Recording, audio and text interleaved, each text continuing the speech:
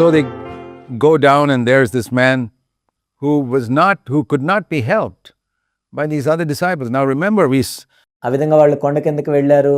అయితే ఈ వ్యక్తికి అక్కడున్న మిగిలిన శిష్యులు సహాయం చేయలేకపోయారు.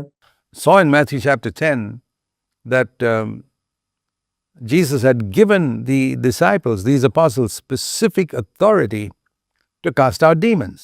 మత్తయి సువార్త 10వ అధ్యాయంలో మనం చూసాము, యేసుక్రీస్తు ప్రభువారు ఈ అపోస్తలులకి దయ్యాలను వెళ్ళగొట్టే ప్రత్యేకమైన అధికారాన్ని అనుగ్రహించారు. Just like he's given us, if we are believers. విశ్వాసులంగా మనకు ఇచ్చినట్లుగా.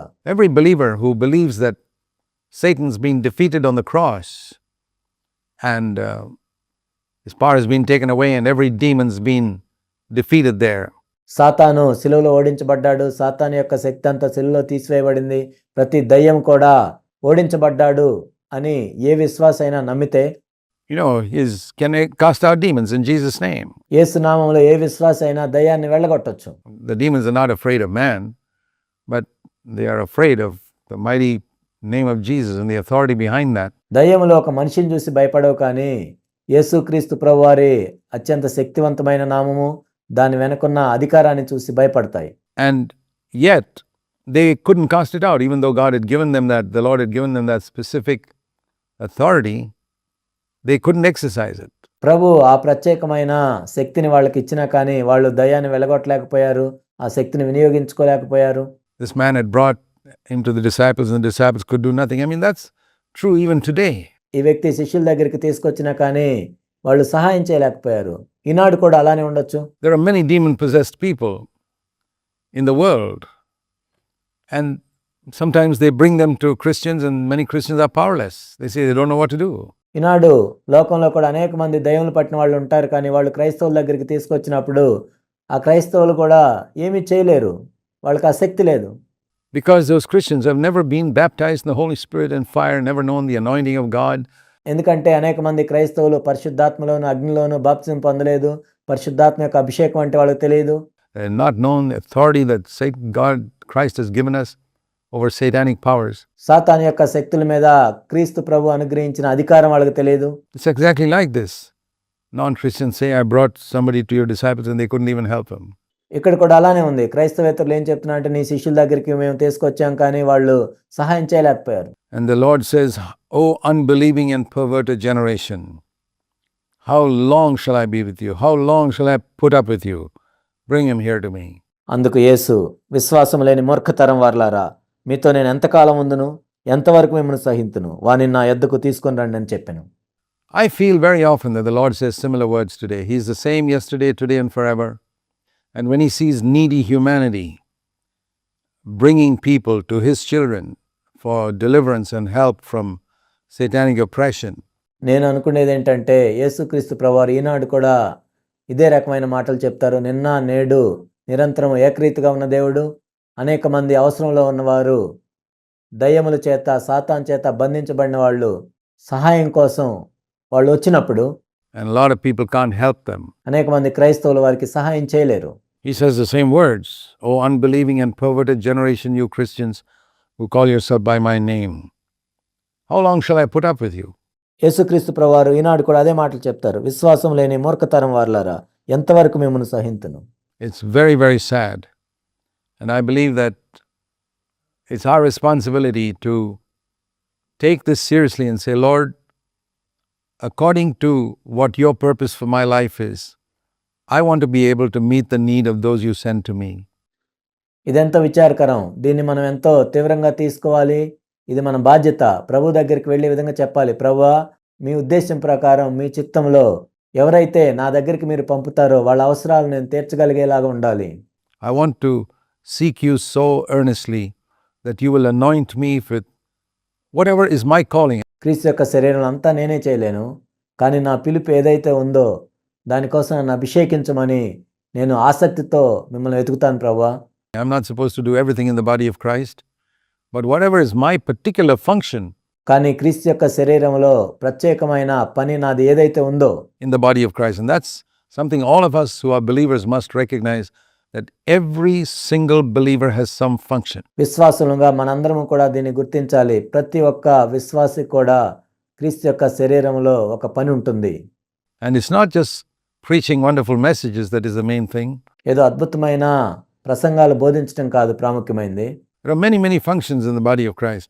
And if you can recognize your particular function and say, Lord, I want to be able to exercise that function to deliver people from the oppression of the devil who come across my path.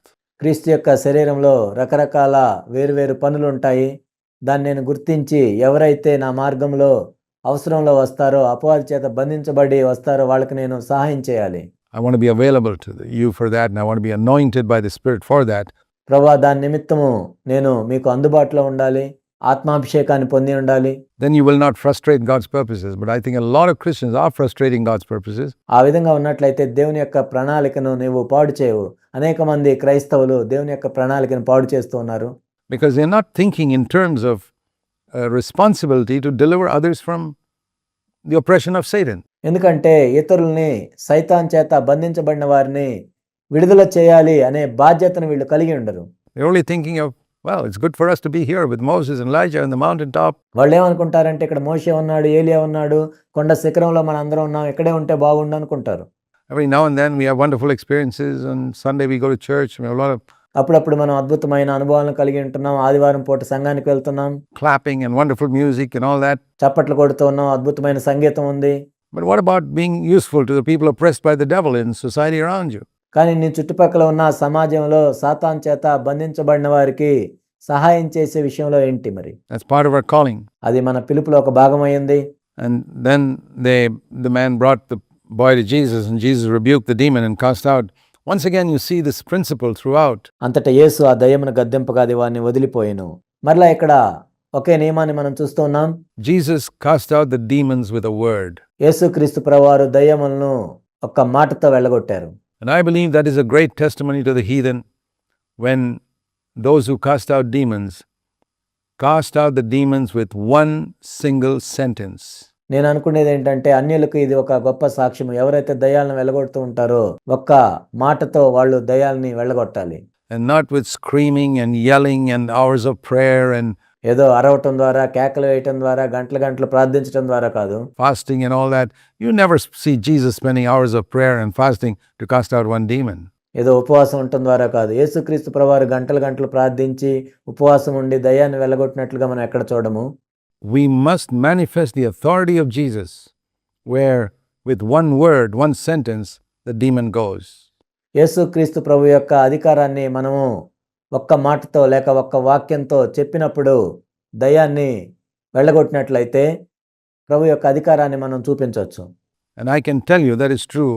The number of demons that I've cast out, never have I had to say more than one sentence. అది నిజము కూడా. నేను కూడా అనేక దయ్యాలను వెళ్ళగొట్టినప్పుడు ఎప్పుడు కూడా నేను ఒక వాక్యం కంటే ఎక్కువ మాట్లాడలేదు. It's not because I'm special, it's because the name of Jesus, they fear and tremble at the name of Jesus. నేనేదో ఒక ప్రత్యేకమైన వ్యక్తిని కాదు. యేసు నామాన్ని వింటే దయ్యాలు వణుకుతాయి. We must have faith in that. And if you don't have faith in that, then of course it won't work. But then I want to tell you, దాన్ని బట్టి మనం విశ్వాసాన్ని కలిగి ఉండాలి. ఒకవేళ నీకు విశ్వాసం లేనట్లయితే అది నీలో పనిచేయదు. that hours of prayer and fasting is not going to solve the problem. కానీ నేను మీతో చెప్పేది అంటే ఏదో గంటలు గంటలు ప్రార్థన చేసి ఉపవాసం ఉన్నంత మాత్రాన ఆ సమస్య పరిష్కారం అవ్వదు. You need to go away from there and say, Lord, I didn't have faith. నువ్వు అక్కడి నుంచి వెళ్ళిపోయి ప్రభువా నాకు అంత విశ్వాసం లేదని చెప్పాలి. And then you need to pray and fast in secret so that you'll be equipped that the next time when you encounter that type of problem, you can deal with it. ఆ తర్వాత నువ్వు రహస్యంగా వెళ్ళి ఉపవాసం ఉండి ప్రార్థన చేసి శక్తిని పొందినట్లయితే తర్వాత మరలా అలాంటి పరిస్థితి వచ్చినప్పుడు అక్కడ నువ్వు ఆ దయ్యాన్ని వెళ్ళగొట్టొచ్చు. So there is a place for prayer and fasting in secret prior to your handling that type of situation. అలాంటి పరిస్థితిని ఎదుర్కొనే దానికంటే ముందే రహస్యంగా ఉపవాసం ఉండి ప్రార్థన చేయటానికి అక్కడ చోటుంది. So Jesus cast out the demons with a word. It was always like that, one word. ఇక్కడ యేసుక్రీస్తు ప్రభువారు ఎల్లప్పుడూ కూడా దయ్యాన్ని ఒక్క మాటతో వెళ్ళగొట్టేవాడు. And the Bible says in 1 John 4:17, great verse, as Jesus is, so are we in this world. We have the same authority. మొదటి యోహాను 4:17 ఎంత అద్భుతమైన మాట ఉంటుంది. ఆయన ఈ లోకములో ఎట్టివాడై ఉన్నాడో మనం కూడా అట్టివారమై ఉన్నాము.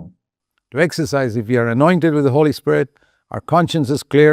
మనం పరిశుద్ధాత్మతో అభిషేకించబడినట్లయితే మన మనస్సాక్షి నిర్మలంగా ఉన్నట్లయితే మనం కూడా అధికారాన్ని వినియోగించవచ్చు. And we are walking in humility, walking with the Lord. మనం దీనత్వంలో నడుస్తున్నట్లయితే, ప్రభువుతో కలిసి నడుస్తున్నట్లయితే, we have the same authority that Christ had. That's the meaning of using his name. క్రీస్తు ఏ అధికారాన్ని అయితే కలిగి ఉన్నాడో మనం కూడా అటువంటి అధికారాన్ని కలిగి ఉండొచ్చు. ఆయన నామాన్ని ఉపయోగించటం అంటే ఇదే.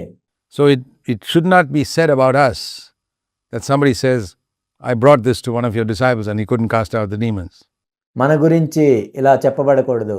మీ శిష్యుల దగ్గరికి నేను మా అబ్బాయిని తీసుకొచ్చాను కానీ వాళ్ళు వెళ్ళగొట్టలేకపోయారు అని.